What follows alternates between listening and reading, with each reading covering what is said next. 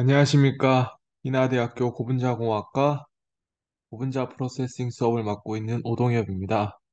오늘은 지난 시간에 이어 고분자 가공 수업을 계속 할 텐데요. 특별히 오늘 제가 포커싱 하고자 하는 것은 어, 혼합에 관한 것입니다. 혼합. 지난 시간에 이어 고분자 프로세싱은 고분자 소재의 모양, 기계적, 열적, 전기적, 물리적 특성을 조절하는 것이고 이것은 궁극적으로 로우 머터리얼, 원자재를 상품을 만드는 거, 상품 만드는 거기 때문에 돈이 되어야 한다. 제가 아이클래스, 아이클래스에 이 동영상을 업로드했습니다. 한 3분에서 5분 정도 되는데 이거를 정독하시고 한번 이 수업에 진행하셨으면 좋을 것 같고 이 수업이 동영상 수업인 만큼 제가 굳이 이 영상을 다 볼 필요가 없어서 넘어가도록 하겠습니다. 이것은 압출, 사출에 관한 것이고 튜브를 만든다든가 컵을 만든다든가 안경을 만드는 공정을 간단하게 어, 소개하고 있습니다. 고분자 가공은 고분자 가공에 사실 우리 인류에 있어서 가장 오래된 가공법들은 요리죠. 요리고 요리의 역사가 플라스틱 역사가 훨씬 기니까 고분자에는 이제 음식을 구성하는 이런 탄단지도 탄수화물, 단백질, 지방도 고분자고 우리가 70년 전에 발명한 플라스틱도 플라스틱 고분자인데 결국은 음식의 역사가 훨씬 긴 만큼 여기 있는 음식 만드는 가공 공정을 다 가져다 쓴 겁니다. 순서대로 혼합, 그다음에 여기는 사출, 그리고 얘는 어, 큰 범위에 있어서 익스트루더가 되겠죠. 이거 제면기도 진짜 익스트루더의 원류가 되는 익스트루드가 아마 거기서 발명이 됐겠죠. 왜냐하면 역사가 훨씬 음식이 기니까 어, 그것을 따는 거라고 생각해 보시면 됩니다.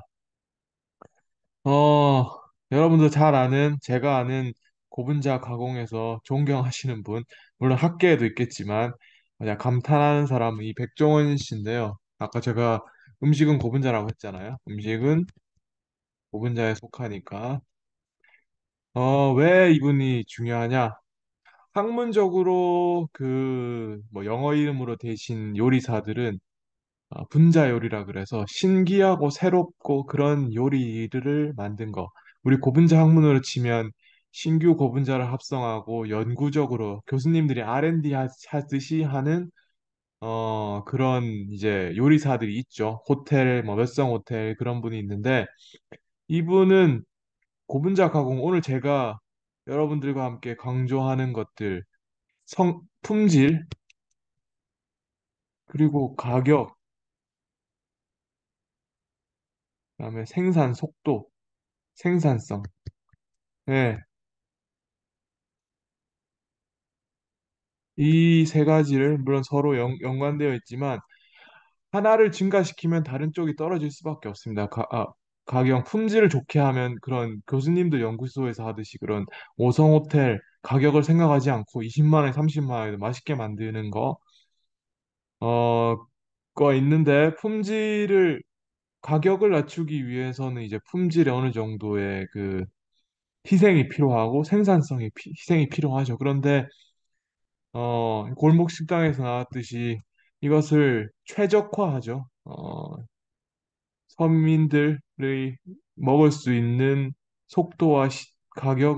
생산 속도와 가격을 맞춰주면서 거기에서 최고의 음식들, 뭐 가령 이제 콩국수를 만드는데 두부로부터 만든다든지 뭐 이런 프로세싱들, 이 획기적으로 맛은 최소화하면서 생산 속도와 요령들 거기 보면 뭐 테이블을 어떻게 놓는지 그리고 뭐 맞는 간장을 뭐 이미 미리 대량으로 만들어 놨다가 물에 타서 쓴다든지 뭐 이런 공정들이 여러분들이 지금 제가 계속해서 가공 공정을 얘기하면서 이 품질과 가격 생산성을 서로 타협하는 것에 대한 얘기를 할 텐데 아마 골목 식당을 이미 끝난 프로그램이긴 한데 한번 리뷰를 해보면서 어, 감탄을 해야 한다.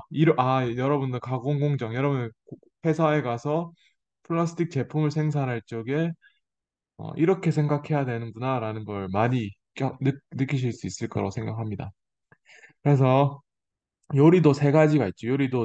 혼합, 그리고 물론 면을 안 만들면 압출이 필요 없겠지만 뭐 압출이 있고 그다음 어떤 모양을 만들어낸 사출 이런 게 있을 건데 여튼 고분자 플라스틱 가공에서도 어떤 물질 하나로 부족하니까 어떤 양념 같은 것들을 뿌려야겠죠. 그것을 혼합을 어떻게 잘할 건지 압출, 사출 이게 대표적인 고분자 과정이라고 할 수 있는데 오늘 그 첫 번째 첨가제를 섞는 것에 대한 얘기를 하도록 하겠습니다. 대표적인 첨가제 프로세싱의 한번 엔타이어 프로세싱을 얘기하겠습니다. 여기 나일론이라는 폴리아마이드가 있고 거기에 다른 고분자 PLA라는 고분자의 특성을 살리고 싶어서 둘을 섞어가지고 하는 공정이라고 할 수 있습니다. 그것을 익스트루더에다가 집어넣습니다. 믹서기가 연속적으로 되는 거라고 생각하시면 되겠죠. 여기에 보면 스크류 두 개가 달렸는데 이걸 트윈 스크류로 하고 다음 시간, 다다음 시간에 다룰 거기 때문에 가볍게 흘려 들으시면 됩니다. 트윈 스크류를 통해서 혼합을 하고 그리고 노즐을 통해서 나올 테고 녹아 있으니까 얘를 식혀야겠죠. 식힌 거를 펠레타이즈라고는 톱니바퀴를 지나가면 쌀알이 됩니다. 쌀알을 쌀알이 사용하기 편할 테니까 이 쌀알을 사출기에 넣으면 붕어빵 틀에 넣는 거죠. 붕어빵 한 아저씨들이 가지고 있는 그 크림이나 팥이나 그 반죽을 뿌리는 그 주사위 같은 게 있지 않습니까? 거기에 이제 넣는 거죠. 물론 이것도 익스트루더인데 혼합보다는 밀어내는 힘이 강조된 익스트루더입니다. 믹스로에 집어넣고 여기 붕어빵 틀에 집어넣고 쭉 밀어서 식힌다. 그래서 우리는 믹싱이라고 하는 영어 사전적 의미가 있지만 우리는 좀 더 세분화해야 되겠죠. 학문을 다루다 보니까. 그래서 컴파운딩이라는 프로세싱을 배울 텐데 목적에 따라서 인텐시티를 다르게 해야 될 겁니다. 얼마나 열심히 하느냐. 우리가 이제 음, 싸구려 커피를 만들기 위해서 커피 분자들을 분산시켜야 되는 정도랑 이제 고급 커피에서 뭐 저기 바리스타가 정성을 다해서 하는 거랑 다르듯이 가격과 성능을 맞춰야 되기 때문에 가격과 성능과 생산 속도의 어떤 삼박자를 맞추기 위해서는 인텐시티가 목적에 따라 달라져야 된다. 그리고 컴파운딩이라는 거는 믹싱을 믹싱을 아, 믹싱을 하기 위해서 열과 기계적 스트레스를 줘가지고 이 첨가제를 고분자 매트릭스 안에 호모지니어스하게 유니폼하게 섞는 것을 말합니다. 그래서 옵티멀한 머티리얼을 최적의 머티리얼을 만들어내 최적이라는 말이 아까 가성비를 맞추는 거죠. 그렇습니다. 그래서 우리는 영어 단어로 믹싱이란 한 단어가 있지만 이거를 우리 학문적으로 좀 더 세분화해야 되는데 두 가지로 나눌 수 있습니다. 블렌딩이 있고 그 다음에 컴파운딩이 있습니다. 블렌딩은 디스트리뷰트 믹싱이라고 합니다. 음, 디스트리뷰트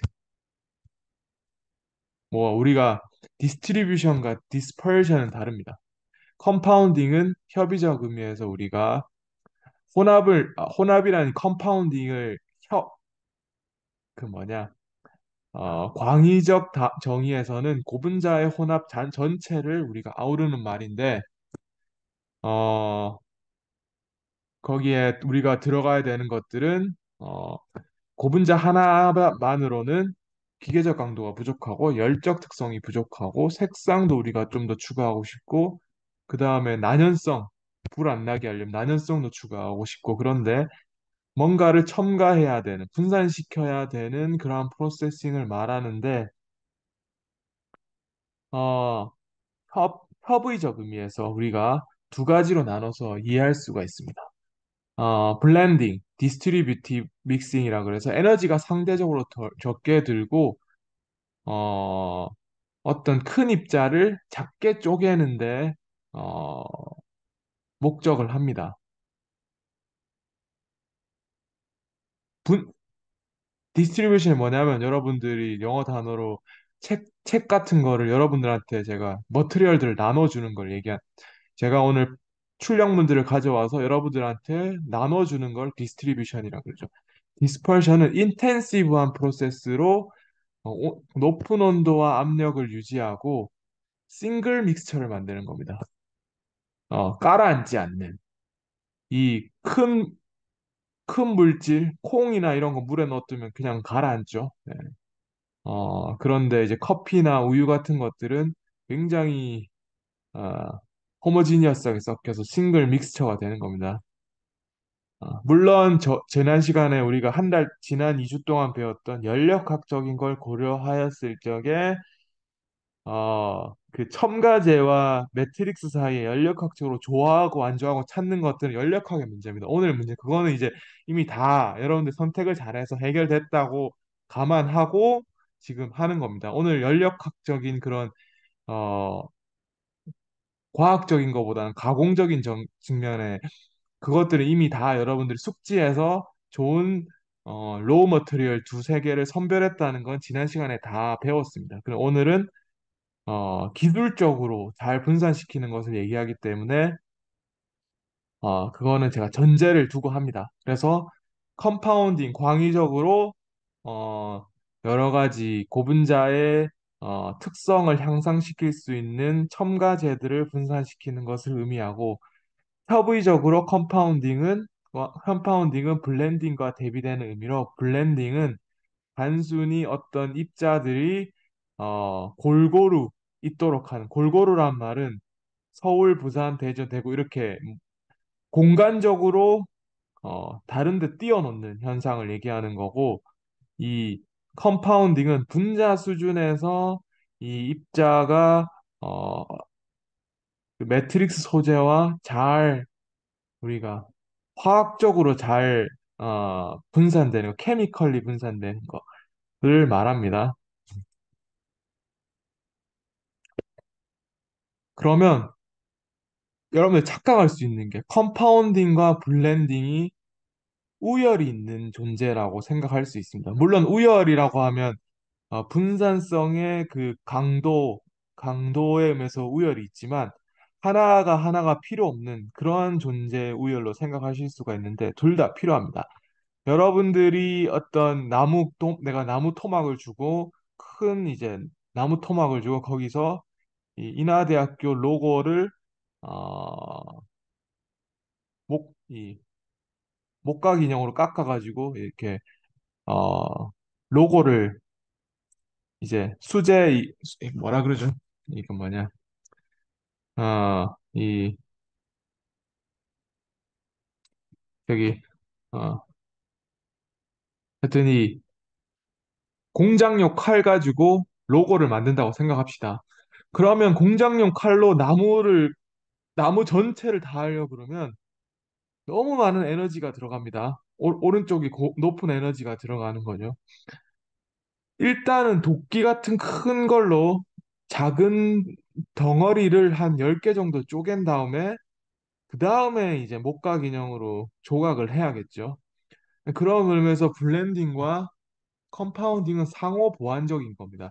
컴파운딩으로 모든 걸 다 하려고 그러면 에너지가 너무 많이 들어가지고 할 수가 없어요. 그래서 적절히 이 덩어리들을 띄워 넣어야죠. 큰 덩어리별로 지역별로 하나하나 갖다 놓은 다음에 그 다음에 그 덩어리를 잘게 쪼개서 분산시키는 게 컴파운딩 하는 게 이상적인 분산이라고 할 수 있습니다. 그래서 제가 백종원의 그 골목 식당 예를 들은 겁니다. 이런 효율성, 같은 일을 하더라도 효율성을 줘야 된다. 예를 들면 이 덩어리가 분산이 안 된 거를 그냥 dispersive한 믹싱을 하면 원래 있던 위치에서 잘게 쪼개지기만 하겠죠. 여기서 더 분산까지 시키려 그러면 여기 있는 애를 여기까지 보내려 그러면 너무 많은 에너지가 필요할 거라고 됩니다. 어, 대신 반대로 이제 디스트리뷰트 믹싱만 하면 그냥 퍼지기만 하고 우리가 원하는 케미컬 디스퍼션이 안 되는 거죠. 공간적으로 in space, uniformly in space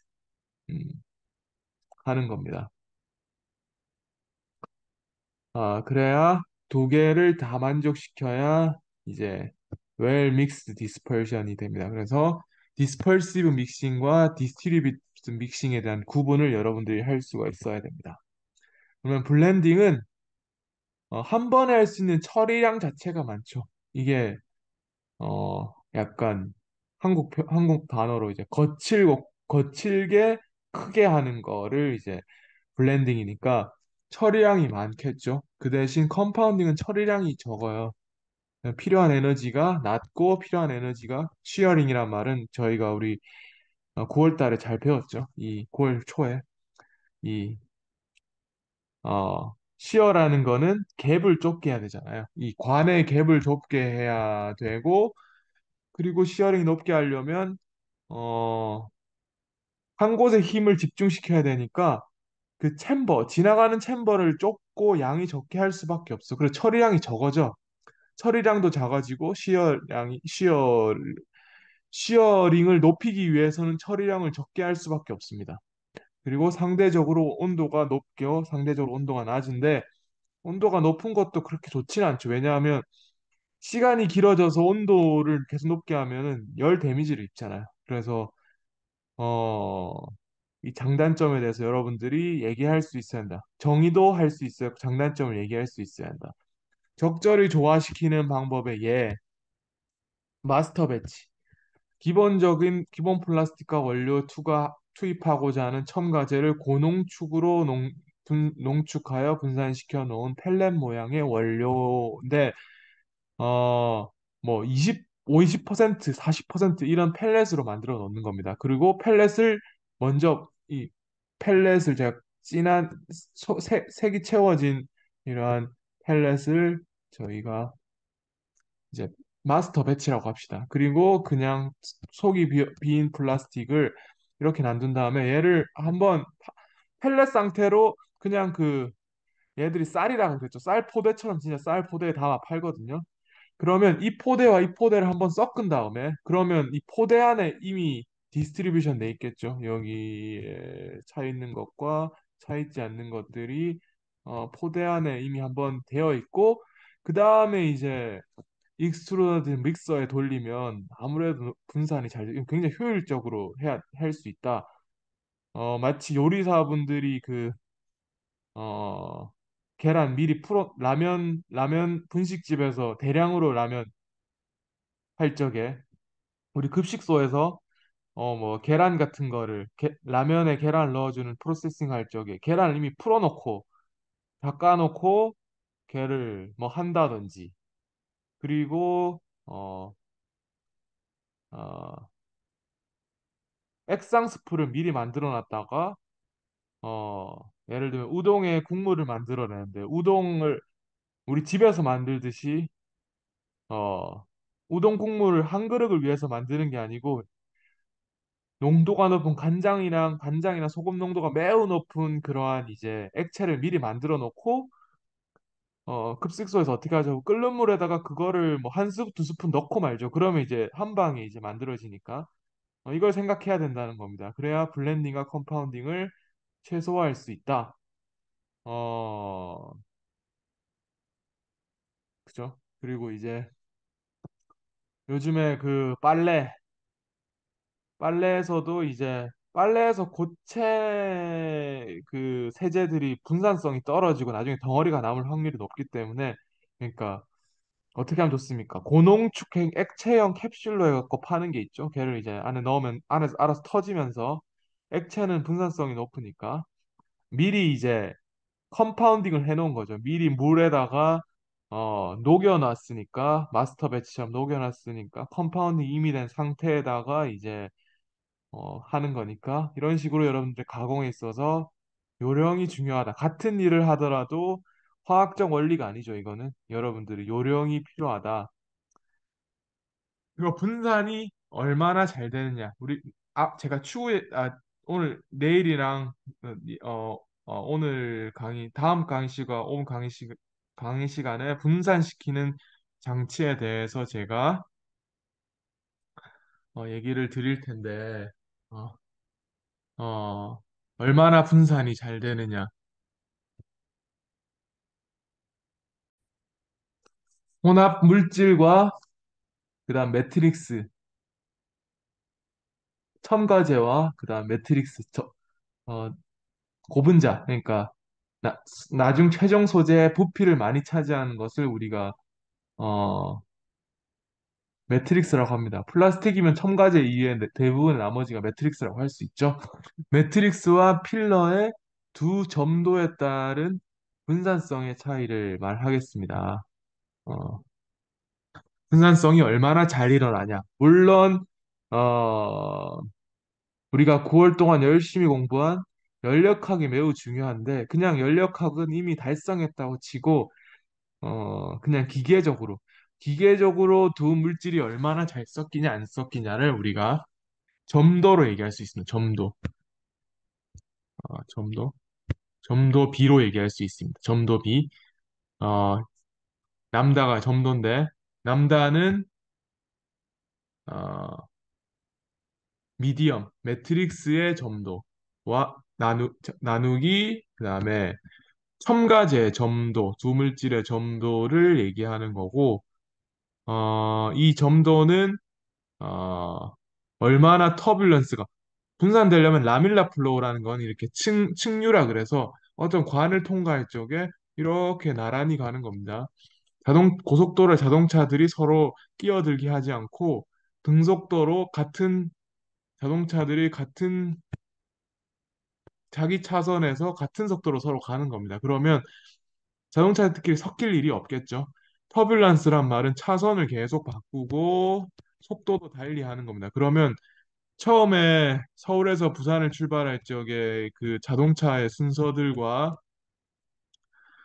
좌우 그다음 앞뒤 순서가 라밀라 플로우면 하나도 안 섞이겠죠. 네, 터뷸런스가 얼마나 생기는지 라밀라에 대해서 터뷸런스가 얼마나 생기는지의 비를 우리가 이 점도비로 말할 수 있습니다. 라밀라 플로우 차선 안 바꾸고 다 같은 속도로 가는 거. 터뷸런스 차선을 계속 바꾸고 과속하는 애는 뒤에 있다가도 먼저 갈 수 있는 거고 천천히 가시는 분들은 이제 앞에 있다가도 뒤로 갈 수도 있는 거고 뭐 그렇겠죠. 그래서 그 비가 너무 작다. 그러면 이제 음, 입자의 점도가 너무 높은 건데 그럼 입자가 너무 딱딱해가지고 입자가 드롭릿들이 깨지지 않겠죠. 그러니까 여기 매트릭스의 고분자의 유체와 여기에 분산되어 있는 이 분산되어 있는 애를 디스펄션인데 뭐 첨가제의 유체의 점도가 있겠죠.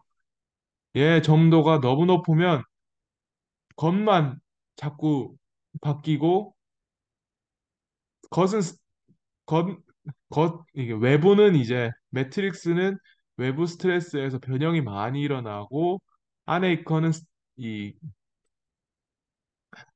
변형이 안 일어나서 처음 이 드롭 왜 그 기름을 물에 섞으면 그 기름 방울들이 작아져야 돼. 그 드롭들이 작아져야 돼. 그 드롭들이 너무 단단하니까 작아지지 않는다. 쪼개야 쪼개져 안 쪼개지는 거죠. 반대로 어 미디엄이 너무 크다. 미디엄이 너무 커도 문제인데 외부가 변형이 잘 안 되려 그래가지고 그 스트레스가 어 외부에 변형이 안 되니까 안에 있는 것도 결국 변형이 안 돼. 왜냐하면 여기는 차지하는 부피가 작으니까 이 매트릭스가 막 터뷸런스가 많이 일어나줘야지 이제 드롭릿들이 쪼개질 텐데 그렇지 못하니까 또 문제가 됩니다. 그래서 이론적으로 점도가 비슷해야 된다. 어, 점도가 비슷해야 된다. 비슷해야 되는데 실질적으로 이거 로그 함수기 때문에 0.05에서 4 정도가 로그에서 어, 그 로그 값으로 비교한 10배 뭐 이렇게 이런 100배 그런 로그에서 차이 나는 거기 때문에 0.05에서 4 사이가 그러니까 이게 비슷한 어, 이론적으로는 1에 가까워야 되지만 실제 계에서는 이 변화량이라는 게 뭐 1, 2 작아지는 그런 게 아니라 10배, 20배 뭐 이런 그 두 비가 로그 차이로 나는 거기 때문에 0.05에서 4 사이 정도 될 때 드롭릿들이 잘 쪼개진다. 이런 드롭릿들이 외부의 스트레스를 받아서 쭉 늘어나서 여기 점도가 작으니까 이 견디지 못하고 이게 잘라지겠죠. 그러면 이 드롭릿듯이 두 개로 쪼개져서 결국 작아진다라는 겁니다. 물론 제가 항상 강조하는 얘기지만 이론치입니다. 여기선 연력학이 다 무시된 거죠. 그냥 터뷸런스가 얼마나 잘 일어나느냐 그러니까 분산상과 매트릭스의 터뷸런스가 얼마나 많이 일어나느냐에 따라 달린 겁니다. 여기다가도 캐필러리 넘버 개념까지 가면 캐필러리는 점도에 비례하는 값이고 이건 G는 유체의 속도입니다. 그리고 R은 우리가 도달하고자 하는 목표치의 드럼릿 크기고 이거는 사실 무시해야 되겠죠. 이건 조건 얼마나 잡냐에 따라 달라지니까. 그리고 어 그래서 이론 아까 여기가 이제 아까 테일러 디스퍼션입니다. 제가 제목을 빠뜨렸네요. 이러한 비스코시티 레이쇼를 비교해 가지고 분산이 잘 되냐 안 되냐를 우리가 테일러 디스퍼션이라고 합니다. 테일러 드롭이라고도 하고 테일러 디스퍼션이라고 합니다. 테일러 디스퍼션이 중간에 있고 어느 한쪽으로 치우치지 않고 그리고 이 캐필러리 넘버가 클수록 잘 섞인다. 여기 보면 잘 섞여 있죠. 캐필러리 넘버가 작고 그 다음에 디스퍼션 넘버가 저희 테일러 디스퍼션이 너무 크거나 너무 작을 때 분산이 안 된다. 여기가 지금 섞이는 경계입니다. 아래가 안 섞이고 위가 섞이는 겁니다. 그런데 여튼 뭐 그렇습니다. 그래서 이 커질수록 좋다고 했는데 그러면 인터페이션 에너지 제가 인터페이션 에너지가 뭐라 그랬죠? 둘이 얼마나 좋아하느냐가 어, 반비례하는 거죠. 두 물질이 좋아할수록 인터페이션 에너지가 작아진다 그랬죠. 그래서 이게 작아지니까 이게 캐필러리 폴스가 커지겠죠. 그리고 이 속도가 유체 속도가 커지면 커질수록 어, 시어 스트레스가 많이 받을 테니까 얘가 이제 분산이 잘 될 거고 마지막으로 도달하고자 하는 드롭릿이 크면 클수록 당연히 드롭릿이 크다는 말은 목표가 작으니까 또 분산이 잘 되겠죠. 목표가 작다는 말은 크기가 크면 우리가 달성하고자 하는 꿈이 작은 거잖아요. 그러니까 목표가 작은 거니까 당연히 될 거고 점도는 좀 약간 의아할 수 있는데 매트릭스의 점도입니다. 매트릭스 점도가 너무 낮으면 얘가 분산이 차는데 스트레스를 너무 못 받아. 이게 물처럼 너무 찰랑찰랑거리면 입자의 스트레스가 전해지질 않습니다. 왜냐하면 자기 에너지를 다 해소해 버리거든. 자기가 다 외부에서 오는 스트레스를 자기가 변형해 가지고 제가 말했죠. 그 비스코스 비헤이비어는 일리버서블 디스퍼션으로 에너지를 저장하지 않고 다 소모하는 거죠. 공을 떨어뜨렸을 때 뚝 떨어지는 거랬죠. 그래서 점도가 너무 낮다는 말은 얘가 어, 변형이 매우 잘 되는 애라서 에너지를 거의 안 받는다라고 생각하시면 되고, 그렇다고 높으면 또 안 좋은데, 어떻게 생각해야 되냐면, 이 점도 함수가 캐필러리 포스와 연결되기 때문에, 만약에 커질 수는 없어, 이게. 이 값이 커지면 이 캐필러리 넘버가 커지긴 하는데, 이 점도가 이 점도가 증가함에 따라 얘도 변형이 되기 때문에 이 점도에 의한 CA가 커지는 효과가 한계가 있는 겁니다. 이해되시죠? 이 점도 텀이 비스코시에도 이 벨로시티에도 영향을 미치고 인터페이저 에너지 이 세 개가 서로 연관되어 있기 때문에 우리가 경성적으로만 생각해야지 이게 점도가 엄청나게 큰 상황을 생각해갖고 점도가 높으면 분산이 안 될 것 같은데 이렇게 생각하시면 안 되면 이 세 가지 텀이 서로가 서로의 상보작 영향을 미치는 거기 때문에 마냥 커질 수만은 없는 거야. 다른 해 제약을 받기 때문에 그냥 그렇게 생각하셔야 됩니다. 정성적으로만 어느 정도 생각하셔야 된다. 그러면 이제 우리가 썩는 이유 세 가지. 뭘 썩는 이유 세 가지? 딱딱하게 하기 위해서. harder. 그 다음에 유연하게 하기 위해서. plasticizer. stiffer. CNT 같은 것도 썼겠죠. 뭐 그래핀 이런 거. 그 다음에 가격을 낮추기 위해서. 다음 페이지 나올 겁니다. 그리고 보호하기 위해서. 보호하기 위해서가 뭘까요? 보호하기 위해서는 산화로 막는 산화 같은 거, 산화 방지제 같은 것. 소재가 열이나 어떤 기계적 스트레스에 의해서 손상받지 않도록 하는 거. 그리고 프로세싱을 용이하게 해주는 거. 빠르게 해주는 거. 루브리컨트, 프로세싱 에이드라고 하는 루브리컨트에 대해서 알아보도록 하겠습니다.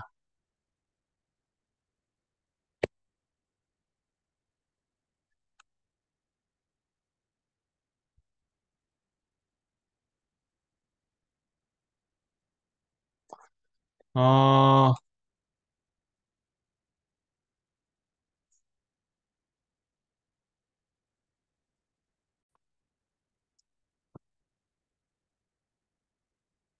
첨가를 하는 이유 첫 번째 reinforcing 필러 아까 하드너죠 하드너, 터펄, reinforcing 필러 같은 말입니다. 아까 하드너,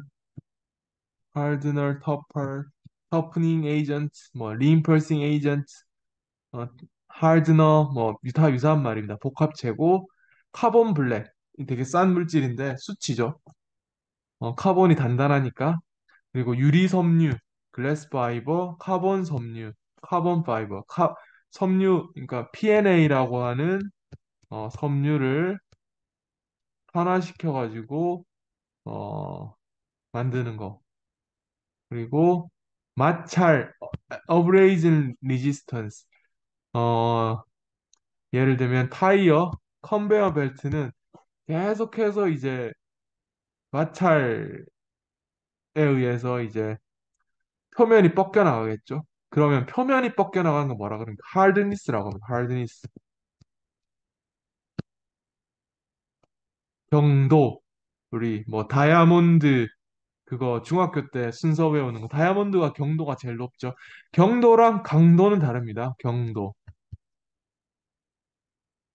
그래서 뭐 여러분들 복합체를 배우면은 더 심도 있게 공부를 해야 되는 게 딱딱하다는 걸 단순하게 딱딱한 걸 집어넣으면 모든 게 다 좋아질 거라 생각하지만 사실은 제가 여기서 뭐 리인폴싱 필러와 터프닝 필러와 하드너를 뭐 같은 개념이라고 했는데 여러분 복합체 이론에 가면은 사실 다 달라요.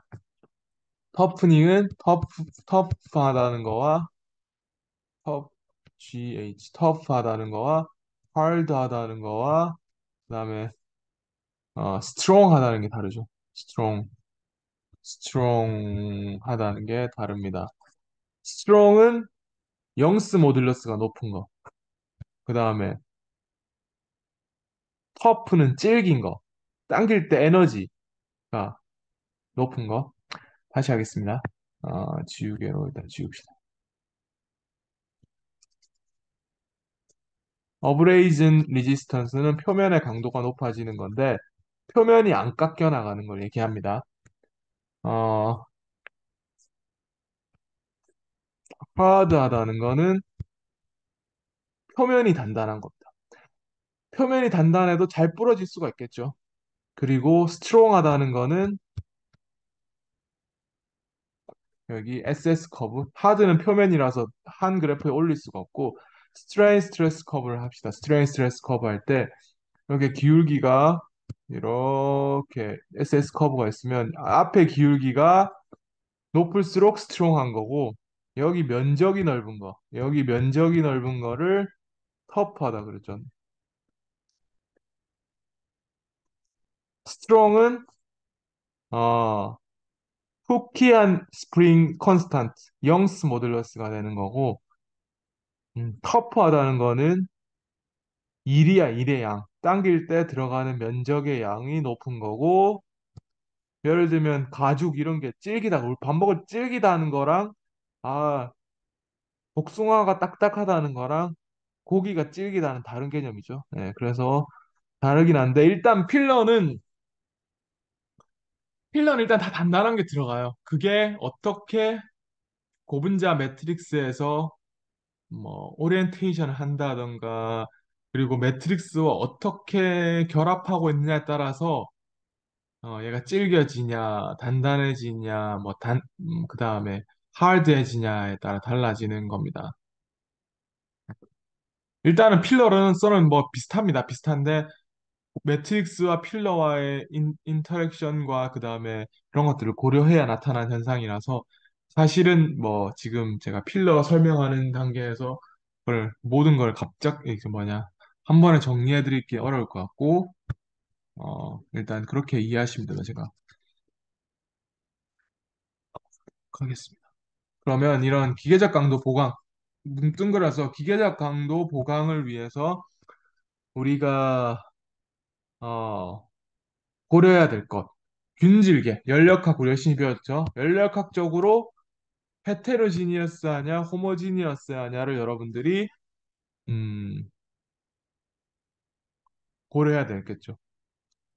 아무래도 호모지니어스 할수록 넣은 것에 대한 효과가 커지게 따로 놀지 않으니까 인터랙션이 있어야지 필러랑 이 필러랑 매트릭스 고분자와 여기에 인터랙션이 높아야 얘와 얘 걸린 힘이 여기 딱 적용이 되겠죠. 얘가 스트레스를 받으면 얘와의 인터랙션이 강해야 이 힘이 여기다가 걸릴 테니까.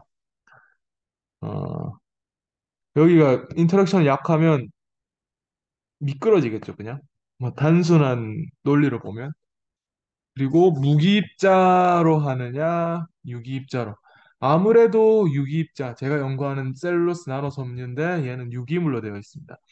유기물과 유기물 사이가 아무리 헤테로지니어스하고 하다고 해도 무기물과 유기물 사이의 헤테로지니어티는 다를 수 없어. 표면 에너지 차이가 너무 커. 하나는 이온성 결합에 의한 거고, 하나는 어 그 탄소와 탄화수소물들의 그런 이제 반데르발스 포스가 아무래도 도미넌트하다 보니까 여러분들이 고분자가 뭐 수소 결합이 강하다 뭐 이렇게 하지만 반데르발스 포스의 영향이 굉장히 큽니다. 어, 이빨 구성 CaOH5 그다음 포스페이트 6개 들어가나? 여튼 여기 무기물에 들어있는 극성이랑 그 수소 결합의 인터랙션을 유기물과 비할 바 오더가 다르기 때문에 차이가 있을 수밖에 없습니다. 그리고 아까 그 테일러 디스퍼션 관점에서 봤을 때 그 점도라고 하는 거를 고체에다 적용할 수 없겠지만 어떤 코이시브 인터랙션 그러니까 어, 그 물질과 같은 물질 사이 인터랙션을 우리가 코헤전 제가 가르쳐 드렸죠. 같은 물질 사이 인터랙션이라고 그러는데 이 무기물 내부에서 무기물 사이의 인터랙션과 유기물과 유기물 내부 인터랙션의 차이가 무기물이 압도적으로 크기 때문에 아까 테일러 디스퍼션 관점에서도 필러의 비스코시티가 굉장히 크다라고 볼 수 필러의 비스코시티가 굉장히 커서 크다고 볼 수 있죠. 그러면 이제 아까 테일러 디스퍼션에서 그 비율에 있어서 불균형이 커질 겁니다. 그래서 분산성에 영향을 미칠 거라고 생각되고요. 그리고 입자의 크기는 작으면 작을수록 인터랙션이 많이 됩니다. 입자가 작으면 작을수록 그 효과가 커집니다. 어, 근데 입자의 크기는 어떨 때만 의미가 있냐면 비균질에서 나노 사이언스가 왜 생기냐 아세요, 여러분들? 나노 사이언스. 나노 사이언스는 비균질에 생기는 겁니다. 사람들이 이제 나노 사이언스를 얘기할 적에 전제를 까먹고 하는 경우가 굉장히 많습니다. 많은 연구자들이 심지어 박사과정 친구들까지도 생각을 많이 까먹는데 우리 나노 사이언스는 비균질에 생기는 거야. 촉매도 촉매. 나노 사이언스. 나노 사이언스가 비균질계를 얘기하는 거야. 균질계 물에다가 설탕 녹인 거는 나눠도 안 돼. 옹스트롱도 아니야, 옹스트롱. 어, 비균질에서 나노 사이언스가 있는 거야. 나노 촉매, 헤테로지니어스 카테로지니어스 촉매들이 있습니다. 가령 산 촉매 같은 거, 물에다가 식초 넣는 그런 거. 그래서 산 촉매를 해서 반응시키는 거. 이미 호모지니어스 시스템에서는 균질계 시스템에서는 나노를 고려할 필요 없어. 너무 분산이 잘 되니까. 우리 나노 얘기하는 거는 비균질에서 그 효과를 증대시키기 위해서 만들어진 학문입니다. 그거를 많이 까먹는데 그래서 막 네, 그거를 비균질에 생기는 겁니다. 왜냐하면 뭐 촉매 예를 들면 어 호모지니어스 균질계 촉매 같은 경우는 회수가 안 돼요. 물에다가 산성 반응을 해가지고 어 산성에 반응을 시킨 다음에 그 산성 물질이 회수가 안 됩니다. 반응을 보내고 나서 얘를 분리해가지고 처리하고 싶은 우리가 어떤 A라는 물질을 B로 반응 보내는 그런 촉매를 생각해 봅시다. 그러면 C라는 촉매가 들어가서 같이 섞여버리면 물에서 일어나는 건데 같이 섞여버리면 결국 나중에 얘가 섞여 있을 땐 얘를 분리해야 되는 공정이 필요하기 때문에 헤테로지니어스 시스템이 바뀐 거고 그게 첫 번째 이제 회수 관점에서 우리가 균질계를 깊이 하고자 하는 게 있고 두 번째로 이제 비균질계만 해야 되는 이유가 생기는 겁니다. 뭐냐면 무기 필러를 쓴다. 무기물이 당연히 압도적으로 기계적 강도가 높죠. CNT나 맥스인이라고 하는 것도 요즘 유튜브 보면 많이 나옵니다. 맥스인이라고 하는 2차 평면 물질이 있고 맥스인 그다음에 그래핀 이런 걸 섞어야겠죠. 그다음에 유리섬유 이런 걸 왜 썼습니까? 아무리 고분자를 단단하게 만들어도 하드니스의 한계가 밖에 없기 때문에 얘들을 섞어야 됩니다. 그러면 비균질계가 될 수밖에 없죠. 무기 입자를 넣으면. 그러니까 고분자라는 소재가 가지고 있는 태생적 한계. 그래서 뭐 고분자 열등하다고 생각했을 때 그렇지 않습니다. 예를 들면 우리 그 도자기를 아무리 단단하게 만들어도 높은 데서 떨어뜨리면 깨지죠. 근데 플라스틱 컵을 벽이 어디냐? 플라스틱 컵을 어, 저기 롯데 타워 가서 떨어뜨려도 가벼운 컵은 안 깨질 겁니다. 가벼운 컵은 안 깨질 건데 아무리 유리컵을 가볍고 단단하게 만들어도 깨지겠죠. 그래서 세라믹도 애초에 태생적 한계가 있는 거야. 그래서 세라믹도 애초에 태생적 한계에 있어서 세라믹에도 당연히 고분자를 섞고 싶어 할 테고 우리 지금 오늘 고분자 컴파운딩을 배울 테니까 고분자 컴파운딩에도 뭐죠? 고분자의 태생적 한계가 있기 때문에 필러를 넣어줘야 되는데 결국은 얘가 비균질계가 되는 거고 비균질계를 극대화시키기 위해서 만들어지는 게 결국 나노 사이언스.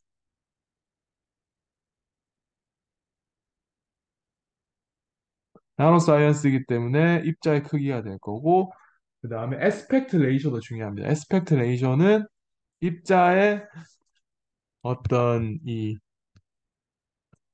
비등방비죠. 비등방비가 들어갈 겁니다. 비등방성 여기 L by D 레이셔라고 하는 L 그 다음에 다이아메타 D 렌스 그 다음에 다이아메타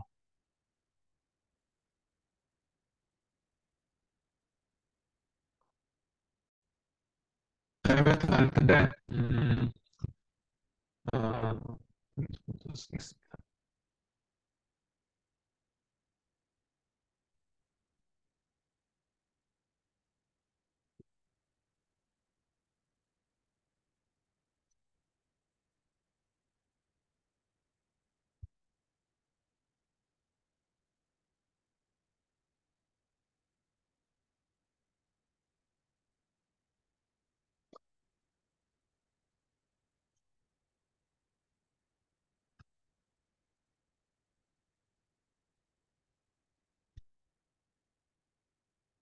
고분자가 사슬이 어, 당겨지면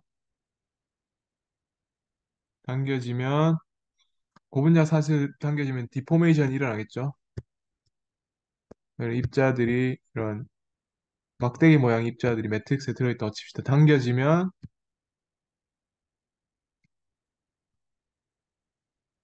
선형이 당겨지는 방향에 따라서 선형으로 배열될 텐데 어, 나중에 섬유 시간을 대기할 겁니다. 어떤 분자가 이렇게 있으면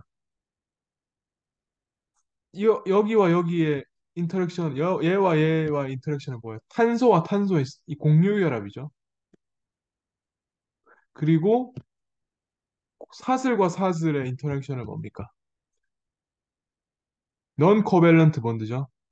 저기 뭐냐 수소결합이든 뭐 반데르발스포스든 공유결합이 훨씬 강하죠. 그래서 고분자든 입자든 그 입자가 어떤 비등방성을 가지고 있으면 그 입자 길이로서 굉장히 강할 수밖에 없어요. 그래서 애나이소트로픽한 그런 에스펙트 레이쇼가 길면 길수록 그 보강 효과가 커진다.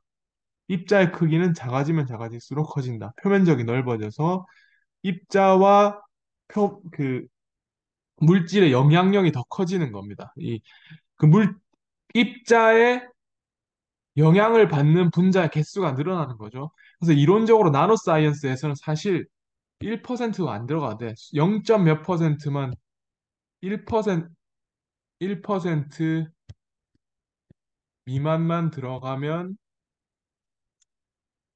고분자의 특성을 극대화시킬 수 있다고 알려졌지만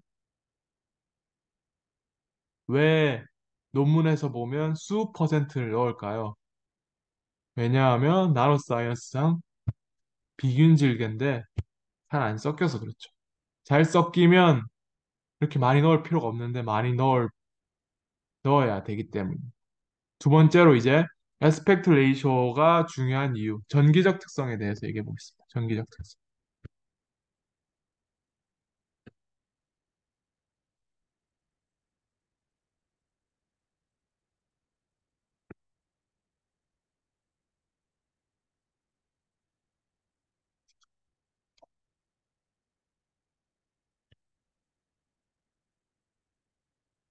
전기적 특성. 아, 이걸 펄콜레이팅이라고 하는데,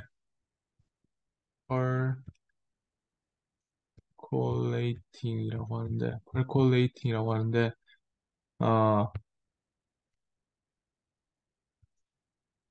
여기서 입자들이 이렇게 끝이 다 있어야 돼. 전기적 특성할 적에. CNT가 전기가 흐르게 한다. 그러면 끝이 다 있어야 돼. 왜냐하면 전기가 이렇게 와가지고, 다른 색깔을 바꿔보겠습니다. 전기가 이렇게 흘러갑니다. 이렇게 흘러가면 맞닿아 있어야 갈 거 아니에요. 한쪽 면에서 한쪽 면으로 전기가 흐르는 데 있어서, 어,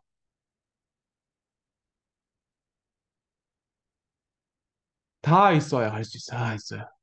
한쪽 끊어지면 안 돼.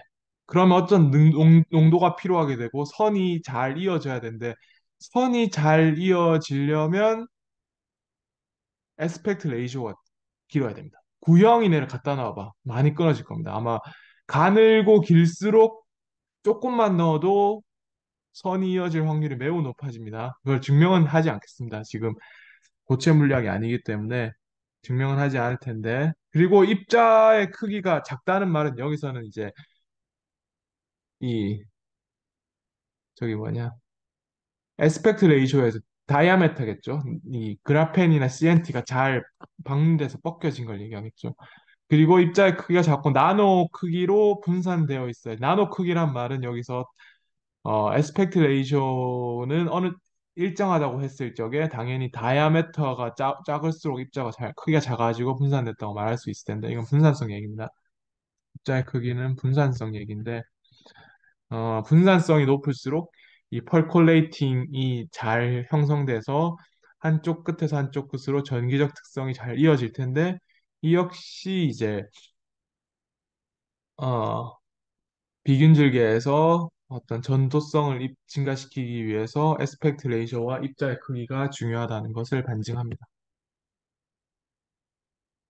그리고 그 다음에 가격을 낮추기 위해도 합니다. 여러분들 그 종이에다 칼슘 카보네이트를 많이 썩는데 그게 여러 가지 이유가 있습니다.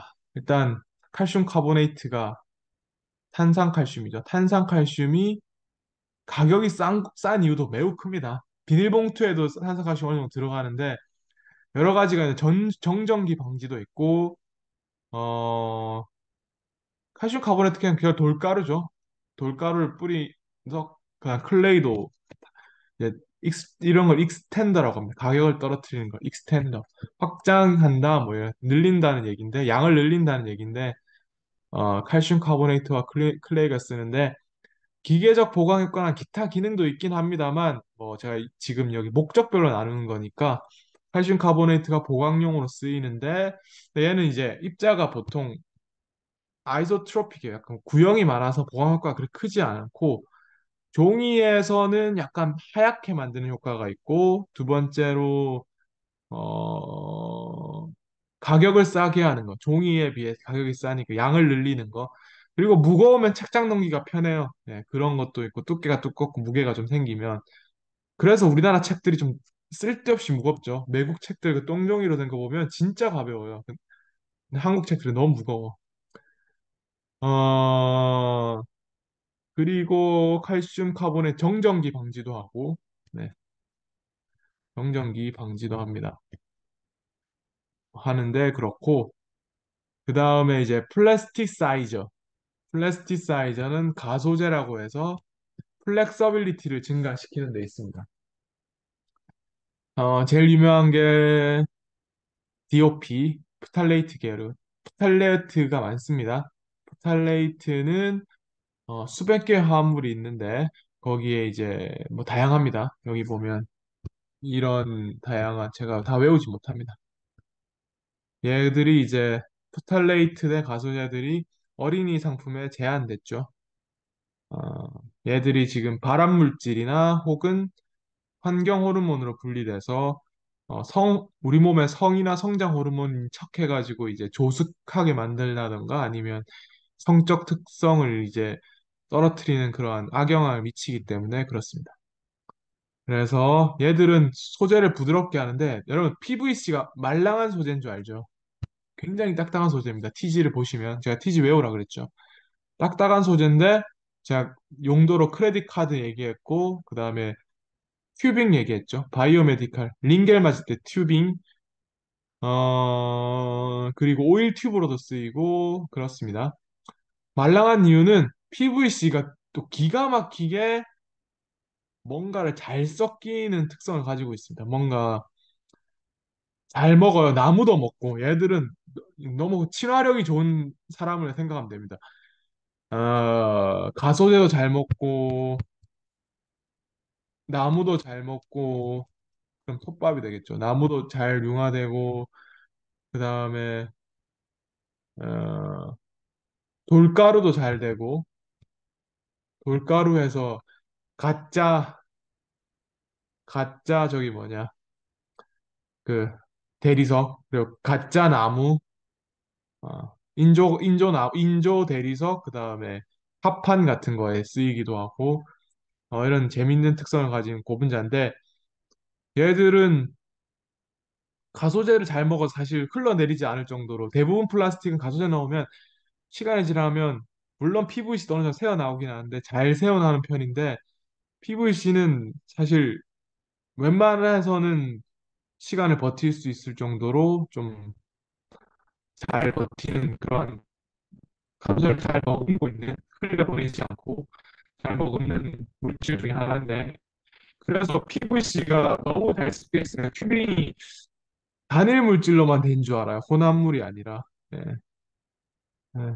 여튼 그렇습니다. 이거는 좀 외적인 얘기고 프탈레이트가 대표적인 PVC 가소제고 뭐 짜장면 이런 데 쓰이면은 문제가 있기 짜장면에 있는 그 랩인 짜장면 배달할 때 쓰이는 랩 이런 데 쓰일 수 있기 때문에 사실 문제가 있다라고 하겠습니다. 그래서 가소제로 쓸 수 있다.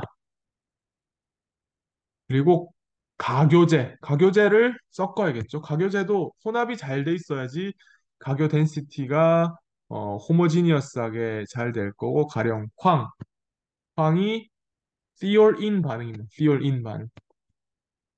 thiol, thiol과 그다음에 이중결합이 결합하는 걸 비닐 그룹 이런 거 요런 게 이중결합이랑 결합해서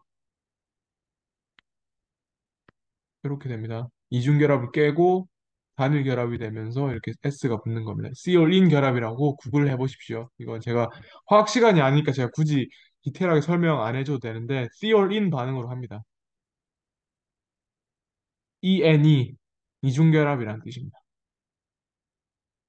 그리고 또 다른 고분자를 섞습니다.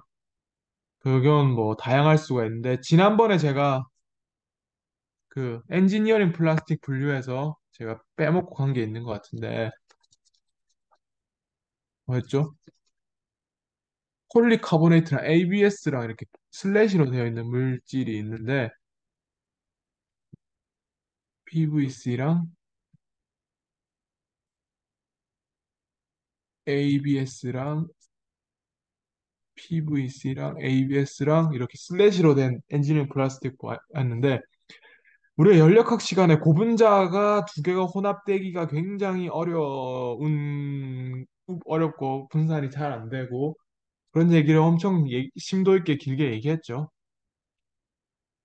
심도 있게 엄청 길게 얘기했는데 그럼에도 불구하고 굉장히 잘 분산되는 시리즈에 대해서 우리가 기억할 필요 있는데 PVC가 이제 많은 고분자들과 뭐 나무랑도 잘 섞이고 대리도 잘 섞이는 그 얘기했는데 어 폴리카보네이트 죄송합니다. 아유, 죄송합니다.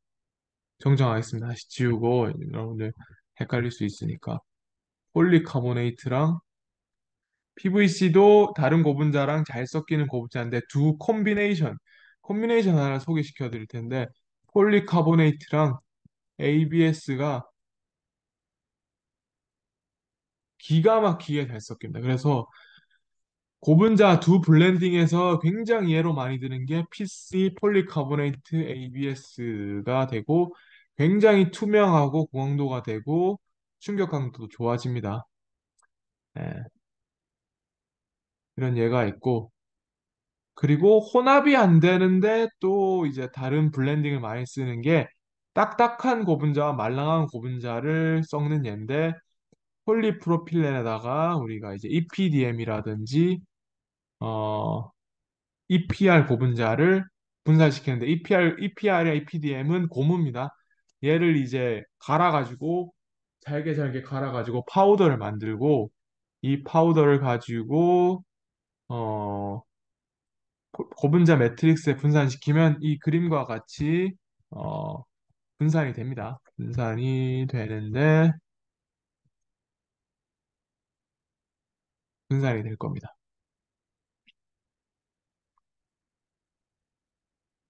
네, 보십시오. 이게 컴파운딩에 제가 어떤 회사 외국에 있는 회사에 있는 그런 자료를 가져왔는데 어, 컴파운딩 얘입니다. 폴리프로필렌 50, 무게당, 그 다음에 EPDM 50 이렇게 섞으면 EP, PP가 단단한 플라스틱은 깨짐성이 있을 수가 있는데 이런 고무가 들어가면 충격이 이렇게 가다가 여기서 뭐 노란색 고무에서 흡수돼서 멈추겠죠. 프로파게이션이 안 될 거면 크랙이 프로파게이션이 상대적으로 되는 걸 막을 수 있을 거다. 그리고 눌렀을 적에 이렇게 압축했을 때 고무들이 이렇게 어, 충격 완화제, 흡수제로 쓰여가지고 그렇게 쓰일 수 있을 겁니다. 그리고 가격을 낮춘다든가 단단하게 하기 위해서 우리가 칼슘 카보네이트를 넣고 얘는 또 하드니스를 증가시킬 수 있으니까 표면에 이제 여러분들 목적에 따라서 이런 것들을 자유자재로 여러분들 경험과 노하우를 축적시켜가지고 이것들을 해야 됩니다. 칼슘 카보네이트가 싼 가격으로 어떤 그 충격 강도를 증대시킬 수 있기 때문에 될 거라고 생각이 됩니다. 이렇게 시리즈가 될 거고, 그리고 마지막으로 이제 케미칼 블로잉 에이전트. 아까 저번에 제가, 어, 그 뭐라 그러냐. 그 비균질계 재료의 시스템 세 개가 있죠. 고체가 분산된 거,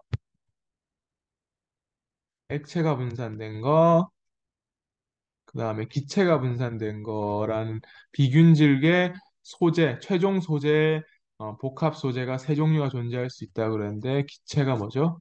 네, 폼이죠, 폼. 피, 폼,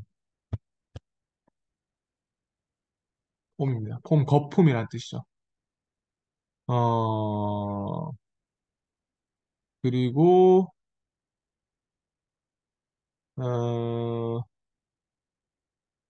네. 여기 그 PS, 폴리스타이렌에다가 소디움 바이카보네이트를 미리 섞어 넣는 것입니다. 얘는 이제 무기물이니까 무기 필러가 되겠죠. 분산을 여러분 잘, 컴파운딩을 잘 시키면 열을 가한다거나 뭘 하면 얘들이 완전히 식기 전이기 당연히 식기 전에 얘를 터트리면 CO2가 발생하면서 거품이 되고 그 다음에 최종적으로 우리가 이걸 아이스박스로 쓸 수 있죠. 네. 스티로폼이라고 스티로폼 스티로폼이라고 할 때 스티로는 폴리스타이렌에서 스타이로를 따고 거품의 폼을 따서 스티로폼이라고 합니다. 음, 네, 그렇게 될 거고 그리고 폼은 두 종류가 있는데 오픈 셀과 어 저기 클로즈 셀이 두 가지가 있습니다. 그런 여러분의 분산성을 가지고 분산의 메커니즘을 잘 조절해 가지고 그거를 해야 될 텐데 클로즈 셀은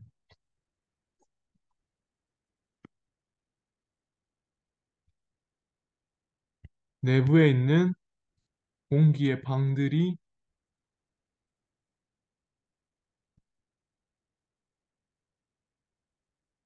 닫혀 있는 걸 얘기합니다. 그리고 오픈 셀, 예, 클로즈 셀이면 클로즈드 셀이고 셀이 방이라는 뜻입니다. 그리고 오픈 셀은 여기가 이제 막 덜 닫혀 있는 데죠. 여기가 구멍이 있으면 닫혀 있는 데도 있고 열려 있는 데도 있고 물론 공기가 차 있기 때문에 어 이렇게 열려 있거나 아니면 구멍 뚫린 데도 있습니다. 구멍 뚫렸다고 해서 공기 다 빠져나가는 건 아니죠. 네, 여기가 이제 눌리면 이제 여기 공기가 빠져나가고 다시 이제 원래 모양으로 돌아오면 공기가 다시 들어가고 공기가 들락날락할 수도 있고 그리고 방과 방 사이에 구멍이 뚫려 있을 수도 있고 바깥으로 뚫려 있을 수도 있고 근데 방과 방 사이가 명확하게 구분되어 있고 닫혀 있는 셀을 우리 클로즈 셀이라고 합니다. 그리고 우리가 또 색상을 입힐 수가 있죠. 색상을 입힐 수가 있는데 컴파운딩에 색상이 있는데 피그먼트가 피그먼트랑 다이가 있습니다. 다이는 유기용매의 유기나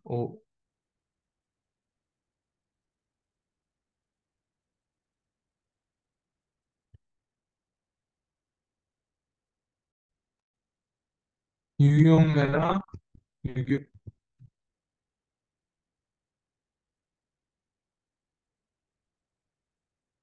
분산이 잘 되는 색소를 다이라 그러고 피그먼트는 유기용 분산이 잘 안 되는 소재를 말합니다. 그래서 사실 면이라든지 아니면 하이드로필릭한 소재는 다이로 염색을 할 거고 플라스틱 뭐 PP 같은 것들은 하이드로포빅하죠. 그래서 피그먼트를 분산시킵니다. 그래서 그리고 형광염료 같은 거는 무기물입니다. 무기물. 무기물이고 종이를 하얗게 만들기 위해서 씁니다. 아, 종이를 하얗게만 푸른빛이 외부에 있는 UV빛을 봐서 약간 은은한 파란빛을 내서 종이를 하얗게 만드는 걸 형광염료라고 합니다. 그리고 당연히 피그먼트를 플라스틱이 섞어가지고 여러 형형 색깔을 만들 수 있고 얘 같은 경우에는 마스터 배치를 만들어서 한번 섞은 다음에 걔를 펠렛한 다음에 그 다음에 그거를 다시 다른 펠렛이랑 한번 디스트리뷰션 해놓고 그러니까 쌀알과 쌀알 한번 섞어서 이 색깔 있는 쌀알들이 곳곳에 박혀 있게 한 다음에 그렇게 해야 녹여야겠죠. 치즈를 생각해보면 치즈를 녹일 적에 어떤 감자튀김 사이에 녹여가지고 이렇게 싹 스며들게 하기 위해서는 치즈를 중간중간에 이제 감자튀김 사이에 박아놓고 녹이면은 위에만 있는 게 아니라 전반적으로 다 있겠죠. 네, 그렇게 생각하시면 될 것 같습니다.